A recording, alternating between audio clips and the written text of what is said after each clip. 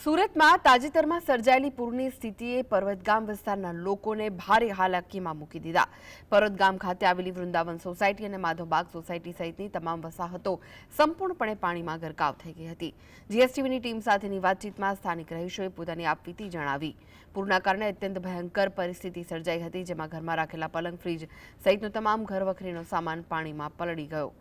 આ સંકટ સમયે સ્થાનિક તંત્ર અને ભાજપ સરકાર સામે જનતામાં આક્રોશ જોવા મળ્યો। લોકોનો આક્ષેપ છે કે પૂરની આટલી ગંભીર સ્થિતિ હોવા છતાં કોઈપણ નેતા કે અધિકારી તેમની મુલાકાતે અથવા પરિસ્થિતિની સમીક્ષા કરવા નથી આવ્યા। પાણી ઓસર્યા પછી પણ પોતાની બરબાદી જોઈને અનેક રહીશો રડી પડ્યા હતા। बहुत परिस्थिति खराब है, बहुत ज्यादा सामान खराब हो गया है, बहुत नुकसान हुआ है। कहीं पे सामान रखने की कहीं पे जगह नहीं थी, पानी बहुत आया, घर में 8-8 फुट पानी आया, सब सामान बिगड़ गया है। पलंग वलंग सब सीधे रोड पे ही फेंके हैं, सब सामान का बिस्तर, कपड़े पहनने वाले, पूरी तरह की हालत, घर की हालत खराब हो गई है।